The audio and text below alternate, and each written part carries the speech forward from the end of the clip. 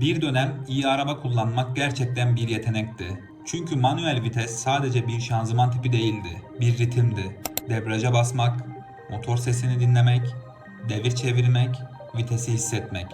Bütün bunlar sürüşün bir parçasıydı. Özellikle 90'larda ve 2000'lerin başında Türkiye'de manuel araba kullanmak neredeyse standarttı. Çünkü otomatik şanzımanlar daha pahalıydı, daha fazla yakıyordu ve çoğu zaman daha hantaldı. O dönemlerde otomobil dergileri testlerinde sık sık aynı cümle geçerdi. Manuel versiyon daha performanslı. Gerçekten de öyleydi. Birçok eski otomatik şanzıman yavaş tepki veriyor, vites geçişlerinde güç kaybediyor ve sürüş hissini azaltıyordu. Bu yüzden sürüş tutkusu denince akla manuel şanzıman geliyordu. Hatta bazı arabalar manuel viteste karakter kazanıyordu. Honda Civic, BMW E36, Subaru Impreza, Mitsubishi Evo. Bu arabaları unutulmaz yapan şey sadece motorları değildi. Sürücüyle kurdukları bağdı. Çünkü manuel viteste arabayla sen karar verirdin. Ne zaman bağıracağına, ne zaman sakinleşeceğine, ne zaman hızlanacağına. Yani kontrol sendeydi ve insanlar bunu seviyordu.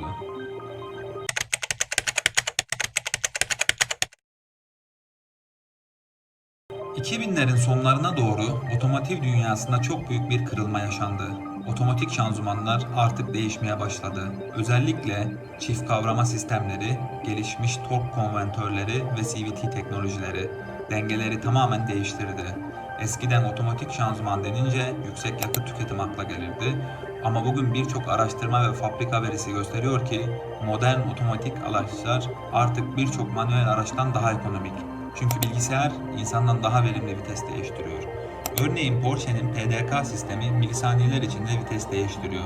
BMW, Mercedes ve Volkswagen gibi markaların geliştirdiği modern sistemlerde artık daha hızlı, daha konforlu ve daha düşük emisyonlu çalışıyor. Ve burada çok önemli bir detay var: emisyon kuralları. Avrupa'daki sıkı karbon regülasyonları otomobil üreticilerini daha verimli sistemlere zorladı. Manuel şanzımanla sürücünün yaptığı hatalar yakıt tüketimi ve emisyonu artırabiliyor. Ama otomatik sistemler her şeyi optimize ediyor.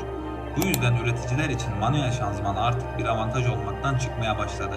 Üstelik sadece teknoloji değil, şehir hayatı da değişti. Bugün İstanbul gibi şehirlerde insanlar artık sürüş keyfinden önce konfor arıyor.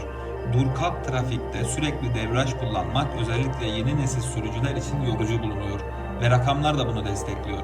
Avrupa'da manuel satış oranları yıllardır düşüyor. Amerika'da ise manuel araçların pazar payı artık çok küçük seviyelerde. Hatta bazı araştırmalar genç sürücülerin önemli kısmının manuel kullanmayı hiç öğrenmediğini gösteriyor. Yani mesele sadece üreticiler değil, talep de değişiyor.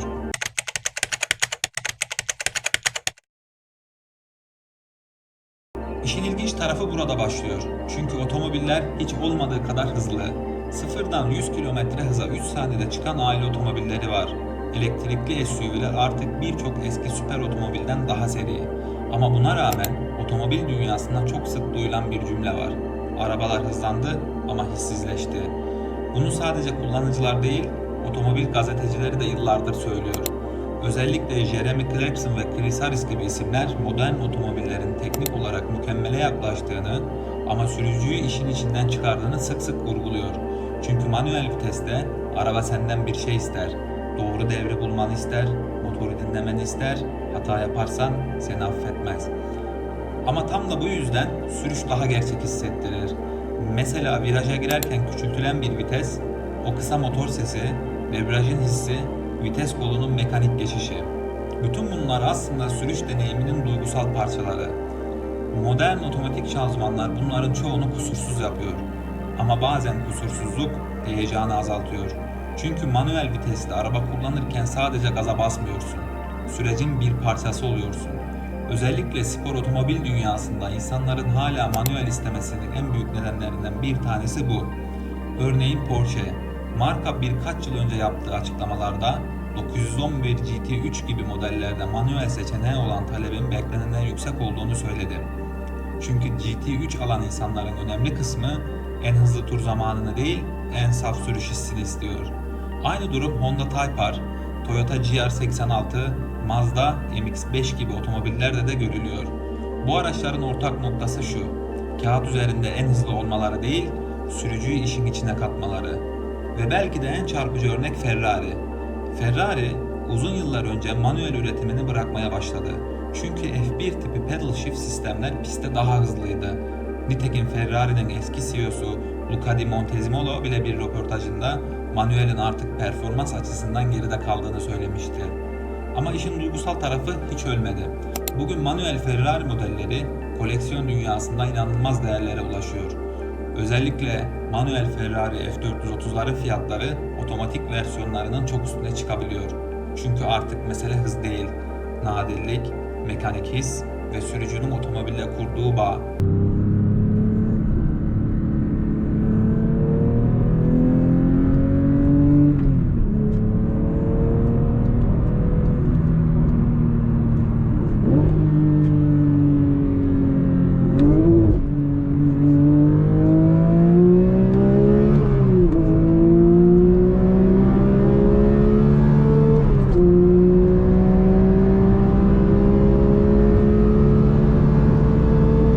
Hatta son yıllarda sosyal medyada büyüyen otomobil kültürü de bunu tekrar görünür hale getirdi.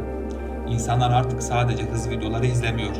Vites küçültme seslerini, heel and toe hareketlerini, manuel kullanım videolarını milyonlarca kez izliyor. Çünkü manuel vites insanlara mekanik bir çağın hissini hatırlatıyor. Ve belki de bu yüzden bugün biri manuel Ferrari geri dönüyor dediğinde otomobil dünyası hala heyecanlanıyor.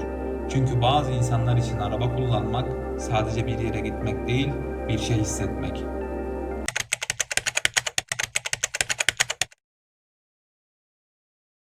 Manuel vitesler artık ana akım değil.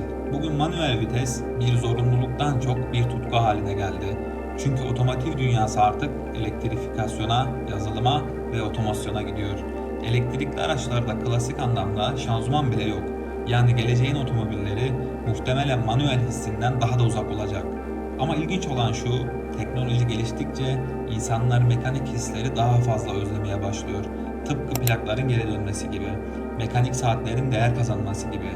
Manuel viteste artık bir nostalji değil sadece, bir deneyim. Ve belki de bu yüzden manuel araba kullanan insanlar bugün hala aynı şeyi söylüyor. Araba sürmek eskiden daha keyifliydi. Ve belki de manuel vitesin kayboluşu sadece bir şanzımanın değil, otomobille kurulan duygusal bağın değişiminin hikayesi.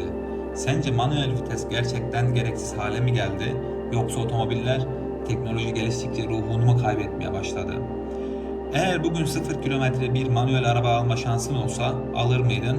Yorumlarda buluşalım.